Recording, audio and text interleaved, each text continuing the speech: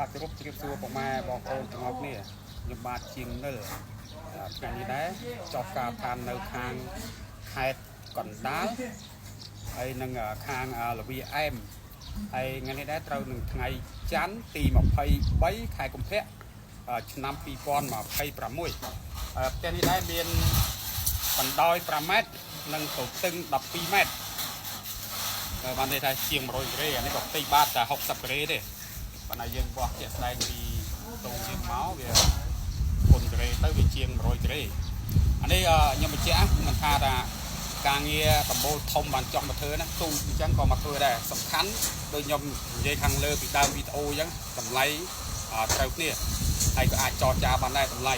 ហើយការងារនេះអត់មានបាញ់ឆ្នាំទេក៏យើងសាដេឲ្យជួសឆ្នាំធម្មតាហើយប្រើក្បឿងស៊ីម៉ង់ធម្មតាហើយថ្ងៃនេះបាទឡើងបានការងារបានប្រហែលជា20%ចាប់ដើមមកឡើងធ្វើថ្ងៃនេះឯងថ្ងៃចាំដើមទ្របឲ្យម្ចាស់ផ្ទះហេងទឹកជាងទាំងអស់គ្នាផងអាណាជាកបោខាងនេះហ៎ណាចាច់ម៉ៃបងអរគុណនេះកាមេរ៉ាមែនតាមនេះបាទនេះអរគុណជាកបោជួរតាក់ដល់ខាងខេត្តកណ្ដាលអរគុណច្រើនពលបាយទឹកអីកន្លែងស្នាក់អីគេងអីបើគេរៀងខ្លួនហ៎បាយហូបរៀងខ្លួនហ៎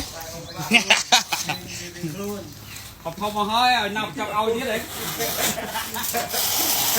អរគុណច្រើនហើយនឹងបងពីរនាក់ទៀតទៅមកអត់ទាន់បានស្គាល់ខ្លួនពួកគាត់អស់ហើយកន្លែងនោះស្នាក់នៅនោះរោងជុំគ្នានោះហើយបងប្អូនមានចំណាប់អារម្មណ៍អាចតាក់ទងខ្ញុំបានហើយនឹងភ្ញៀវម្នាក់ទៀតនៅខាងខេត្តកណ្ដាលដែរហើយក៏ការងារគាត់អត់ទាន់ដល់ធ្វើហើយខ្ញុំមកនេះក៏អត់ទាន់និយាយទៅគាត់នៅសិក្សានឹងតម្លៃថែមទៀតការងារបាញ់ឆ្នាំខ្ញុំក៏ការងារនេះក៏អត់យូរដែរច្រើនគួរចាប់ប្រហែលនេះ7-8នេះឯងហើយនឹងដំបូលជាង100ក្រេនេះហើយក្បឿងស៊ីម៉ង់ហើយការងារនេះអត់យូរទេវាតិចក្រេអញ្ចឹងគេលឿនទេហើយក៏អរគុណកាមេរ៉ាមែននេះគាត់ជាម្ចាស់ឈ្មោះឌីហ្នឹងឥឡូវបានមកឡើងមកជួយដល់ខេត្តកណ្ដាលមួយជើងទៀតហើយកម្រងនេះខ្ញុំទទួលពីបងមេការឈ្មោះសៅសម្រស់ឆ្នាំតមិញខ្ញុំឆ្នាំ2025ខ្ញុំធ្លាប់ឡើងមកជួយគាត់ដល់ខេត្តព្រៃវែងភាសាហើយដបូល100ក្រេជាងដែរទេឥឡូវ2026នេះហៅខ្ញុំមកភាសាទៀតហើយអរគុណបងមេការសៅសម្រស់ជូនពរឲ្យមានភ្ញៀវច្រើនឥឡូវគាត់បានកាន់ចោលឋានបាន3កន្លែងដែរហើយនៅខាងខេត្តកណ្ដាលនេះ